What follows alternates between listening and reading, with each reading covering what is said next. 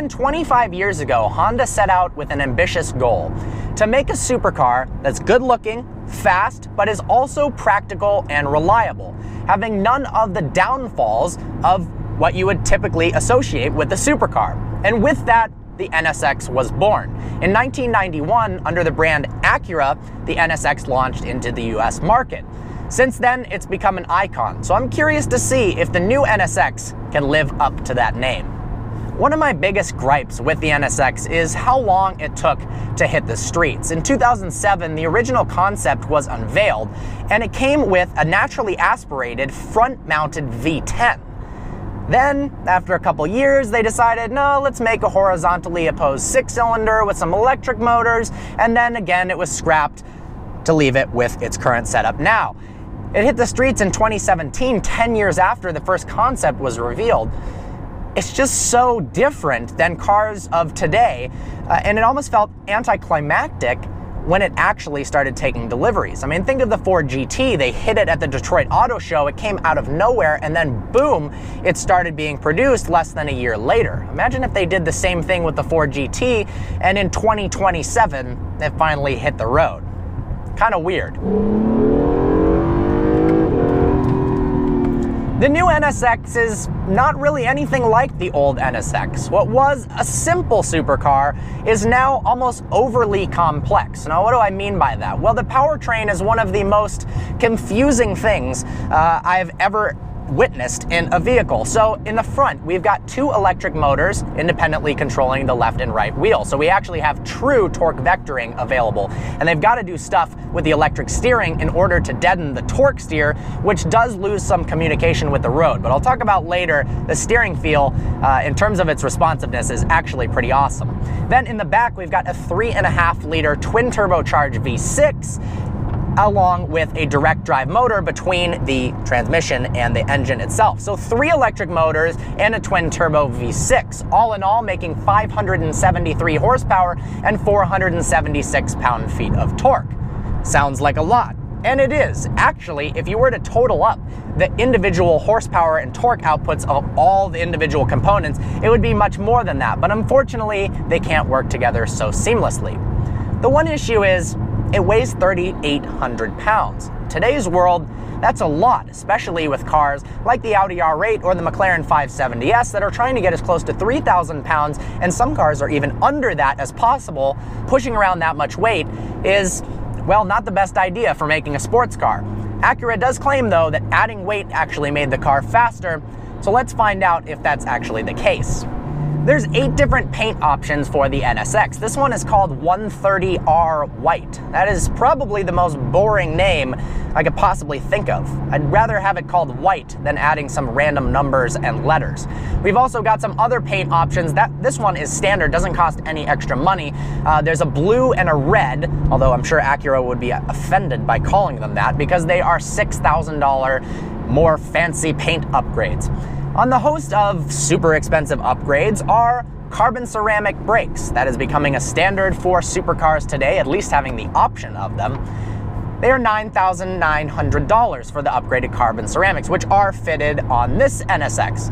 If you want the calipers in red, you've got to spend $700 extra for a total of $10,600. So if you see an NSX with red calipers, you know they dropped a lot of cash. Unless the person decided to plasti dip them, in which case, well, that pretty much speaks for itself. There's a $10,000 exterior carbon fiber package that replaces all of the gloss black trim with carbon fiber, along with a new rear diffuser in carbon and front splitter. We've got a wing in carbon here that's different than the exterior carbon package, several $1,000s for that. We've got upgraded exclusive, they call it, painted wheels that are $1,500, and they look much better than the stock ones do. There's 4 different interior options: ebony, orchid, saddle. Those are the strangest names. They're fancy, right? But this one, no, there's nothing cool about this color. This is just the color red. Although I do think that a white exterior with a red interior does fit this car well. Got some nice turns coming up. So here is the saving grace of the NSX. Get a little sideways there. The handling is phenomenal. It feels so much lighter than its curb weight suggests. At 3,800 pounds, you'd think it would feel a bit like a heavy pig, but not at all. This feels much more like a 2,900 pound McLaren than you would expect for its curb weight. The steering wheel, I've got a love-hate with the steering wheel. It's got different thicknesses in every single inch that you touch the steering wheel. Right at 9 3, it's thick, it's got some support on the back, which gives you the perfect placement for touching the paddles. If you do hold it anywhere other than that, stuff gets a little bit confusing. But for 9 3, which is where you should be holding it anyways, it is very comfortable. The dash, well, it's a little bit boring. They're trying to be futuristic. It reminds me a lot, actually, of the Lexus RC350. It's a car that, well, you can take $100,000 off this price tag and it still would be less expensive than that. Another issue I have, the sound. I absolutely hate the sound. The twin turbocharged V6, there's nothing really special about that power plant. And it's pretty loud. When you put it into track mode, it really wakens things up. In order to switch between the modes, you've got this dynamic mode selection in the center console here. Let's go ahead and talk about that. So let's go all the way to the left. We can put it into quiet mode. So that limits the car to less than 4,000 RPMs, and we can also go into full electric mode. Then we've got sport, and it changes the digital instrument cluster as we switch between the settings. Then we've got Sport Plus. It's got a sportier red instrument cluster, and then you have to hold the selector for way too long, like 5 seconds, to put it into track mode. That actually turns traction control off. It makes the transmission a little more responsive. The car's louder. Let's talk about the transmission. But first, listen to this noise, and you tell me if you like it or not.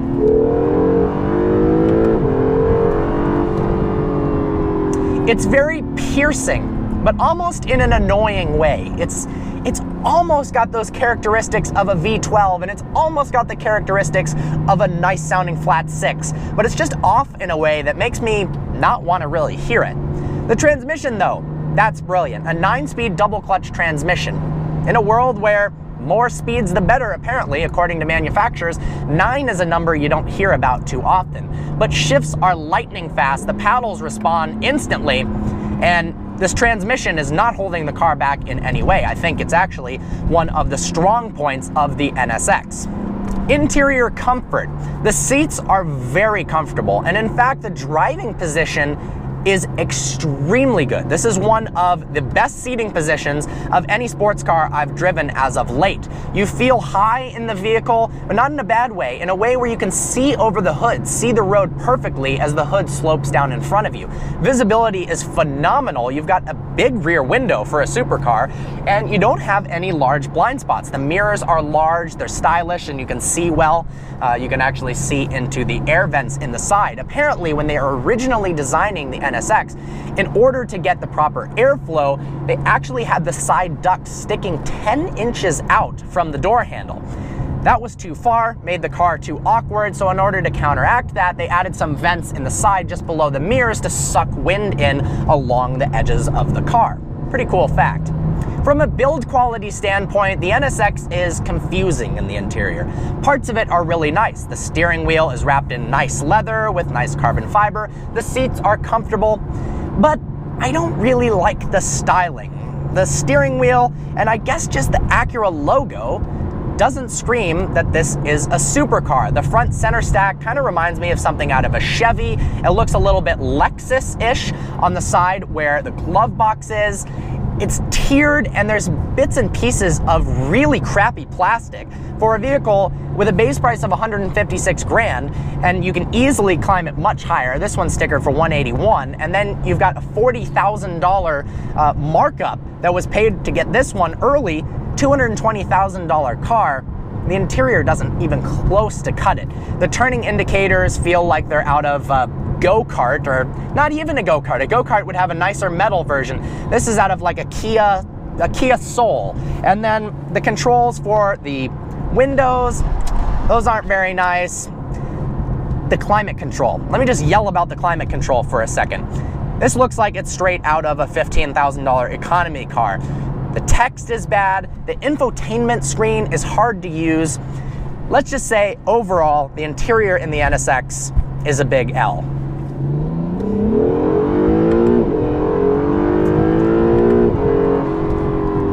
Honestly though, this car is fast, so we're gonna forget about the interior. And it handles so well that if you live in a place that has a bunch of curvy back roads, you really will appreciate the NSX. Another thing, it feels naturally aspirated. I'm being serious, and that is an incredible feat for a vehicle with 3 electric motors and a twin turbocharged V6. They're single scroll individual turbos, so without the electric motors there'd be a decent amount of lag, but you don't feel it at all. You get instant torque and the lower RPM ranges from the electric motors, and as it climbs up to the higher RPM ranges, you feel a surge of power, but it feels extremely linear. It does not feel in any way, nor does it sound in any way, like it's turbocharged at all. Unless you let off the gas, you get this tiny little hiss from the blow-off valves that almost sounds like it's coming out of the door on the side of you. It's not loud, but it's there, and it's kind of pleasing. So how fast is the NSX? Well, 0 to 60 in under 3 seconds. This car is able to get out of the hole very, very quickly thanks to all-wheel drive and the electric motors. After that, it actually doesn't feel all that fast. Something like an Audi R8 V10, I believe, would absolutely cook this. And for over $200,000 with markup, now you're competing with LP 580s and almost LP 610s, McLaren 570S and used 650Ss, and all of those would spank the panties off of this NSX. So why would you buy an NSX? Well, the short answer is, I don't really know. You'd have to be, 1, an NSX fan, so potentially you have the old one, and 2, you'd have to just want to be unique. Overall, I think the Audi R8 in base form is a better vehicle than the NSX. It's different though. Nobody has NSXs. Extremely limited production, probably because nobody really wants to buy them, and it's special in a way, in a strange way though. It feels almost overly computer generated, too many safety aids, too much going on. It reminds me of a strange alien spaceship, but not in the strange alien spaceship way that a Lamborghini does, kind of more in a alien spaceship drawn by a younger, maybe 12-year-old boy who also likes cars. That being said, I love the handling. So I've given this car kind of a lot of flack. That's because in many ways it's very, very imperfect and there are a lot of flaws. But you know what? Love or hate the design, it's all due to aerodynamics. Everything in the design has a function and it comes together pretty well. And in terms of the driving experience at lower speeds in tight corners, it handles phenomenally well. It does feel much lighter than it actually is, and it's just nice and nimble. There are more issues I have with it, and I'm gonna talk about those in my things I hate about the NSX video. But to conclude this video, I love the way it drives. I don't like the way it sounds. The interior, not very good. Exterior looks much better in person. It also looks much smaller on the road than you'd expect. Overall, fun to drive. It's a toss-up for me. Definitely not a 2 thumbs up, definitely not a thumbs down. It's an NSX. That's all I can say.